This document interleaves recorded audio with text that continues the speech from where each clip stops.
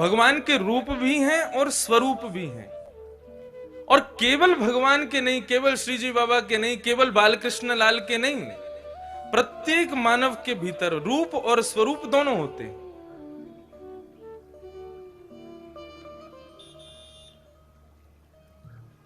अंतर केवल इतना है, रूप जो होता है वो केवल अपनों के आगे ही प्रस्तुत किया जाता है। जो अपने हैं, जो निजी हैं, उनके आगे रूप प्रस्तुत किया जाता है। और जिनसे हमारा अधिक संबंध नहीं, जिनको हम जानते नहीं, जिनसे हमारा कोई ऐसा विशेष भाव नहीं, उन लोगों के लिए हमारा स्वरूप होता है। स्वरूप और रूप दोनों में भेद है। घर में जब आप रहते हैं उस समय अपने परिवार के साथ में जो आपका है वो रूप है, और अपने कार्यकाल में जब आप रहते हैं, अपने किसी कार्य में व्यस्त रहते हैं, उस समय आपका स्वरूप है। ऐसे ही भगवान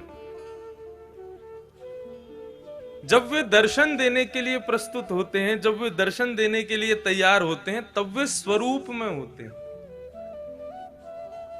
आज ठाकुर जी को स्वरूप बहुत सुंदर लगो है, आज ठाकुर जी ने ये धारण कियो है, ये धारण कियो है। जहां पर समस्त दर्शनावली जाकर के दर्शन करें, वहां पर ठाकुर जी स्वरूपवान होते हैं। लेकिन जब वही ठाकुर जी स्वरूप का दर्शन दे दे करके अपने भक्त को इतना उन्मुक्त कर देते हैं कि उसको फिर मंदिर जाने की आवश्यकता नहीं, वो जहां विराजे वहीं नेत्र बंद करे, वहीं ठाकुर जी का दर्शन करे। तो जहां पर दर्शन के नेत्रों की साधन की भी आवश्यकता नहीं है, वहां पर रूप प्रकट होता है। समझे नहीं बात को? बहुत कठिन कर दिया है? देखो, श्रीनाथ जी केवल गोवर्धन नाथ के स्वरूप हैं, यहीं तक सीमित नहीं है। हमारे ब्रजमंडल में जितने भी ठाकुर हैं, देखो कोई ठाकुर की हम कोई यूं तो है ना है कि उनकी कोई निंदा कर रहे हैं या कुछ ऐसा कुछ नहीं। और भैया हम ब्रजवासी हैं, कोई के काजे कछु भी कह सकें, हमें सब में छूट है। और यहां तो कथा में देखो सहज भाव से ब्रजभाषा आ भी जाए तो, और मैं तो देख रहा हूं कि नाथद्वारा के कई लोग मुझसे पहले दिन से ही, कहा योगेश जी कहाँ गए, मुझसे बोले महाराज जी यहाँ के लोकल लोग तो आते ही नहीं कथा में, और आज इतने लोगों का दर्शन हो रहा है। अच्छा है, यहाँ सब ब्रजभाषा ही बोलते हैं, वो सब ब्रजवासी ही हैं। ठाकुर जी ब्रज से आए, उनके संगी पूरा गोवर्धन यहाँ आ गया, वही लोग यहाँ विराज रहे हैं। भाव क्या है? हमारे ब्रज में जितने भी ठाकुर हैं, चाहे वे श्री राधा रमन लाल हैं, चाहे बांके बिहारी जी हैं, चाहे राधा वल्लभ लाल हैं, चाहे श्री गोविंद देव जी हैं, सावधानी से सुनिएगा, वे सब कौन हैं? वे सब रूप हैं। अब उनके स्वरूप विराजमान हुए। जैसे कि स्वामी श्री हरिदास जी महाराज ने सुंदर सुंदर राग गा करके, सुंदर सुंदर पद बना करके अपने हृदय में भगवान की एक मूर्ति को स्थापित किया। अपने हृदय में भगवान का एक स्वरूप स्थापित किया, रूप स्थापित किया। लेकिन उनकी भक्ति इतनी प्रगाढ़ थी कि वो रूप ज्यादा दिन तक हृदय में रह नहीं पाया, और हृदय से निकल करके समस्त भक्तों के लिए प्रकट हो गए श्री बिहारी जी, बांके बिहारी। जब तक हरिदास जी के हृदय में थे तब तक वे रूपवान थे, लेकिन जब हम लोगों के लिए प्रकट हो गए तब वे स्वरूपवान हो गए। राधा रमन जी जब तक श्री गोपाल भट्ट जी के हृदय में विराज रहे थे तब तक रूपवान थे, लेकिन जिस दिन सबको दर्शन देने के लिए प्रकट हुए उस दिन स्वरूपवान हो गए। एका भाव और अनंता भाव, ये दो भाव आते हैं रूप और स्वरूप में। जहां पर केवल एक के भगवान वो रूपवान, और जहां सबके भगवान वहां स्वरूपवान।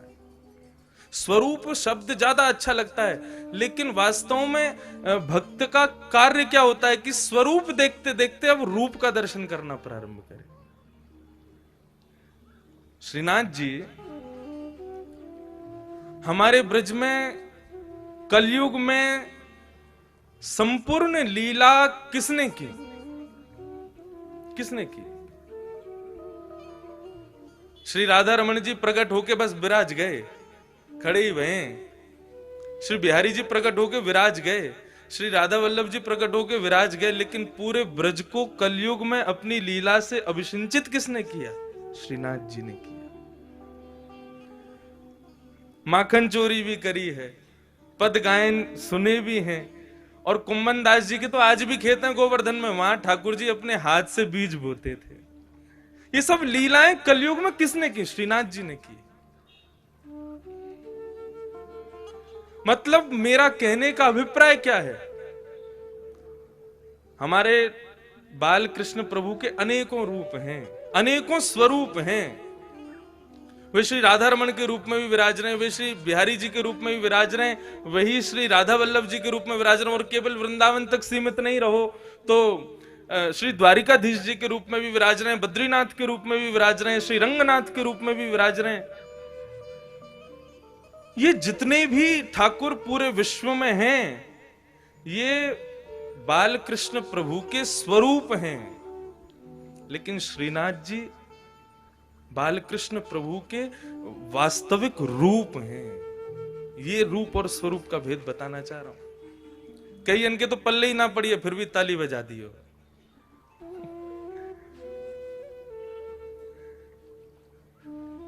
एका भाव मतलब ठाकुर जी वहां पर ये विचार नहीं करते कि मुझे ये नहीं करना, मुझे ये नहीं करना, सब करना।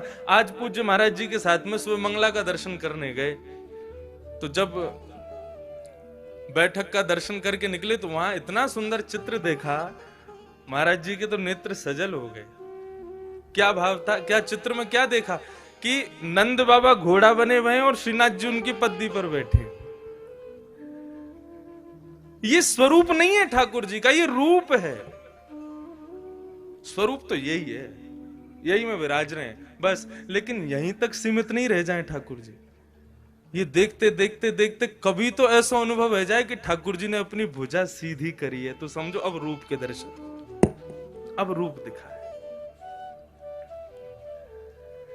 कभी भोग सिद्ध करो अपने घर में, तो भोग सिद्ध करने के बाद जब ठाकुर जी एकांत में भोग पा रहे हो, लौट करके जब आओ भोग उठाने के लिए, तो क्या पाओ कि महाप्रसाद को एक चावल ठाकुर जी की जिह्वा पे लगो भयो, एक होठ पे चिपको भयो, ऐसा दर्शन है जाए तो समझो कि अब स्वरूप रूप में परिणत हो गया।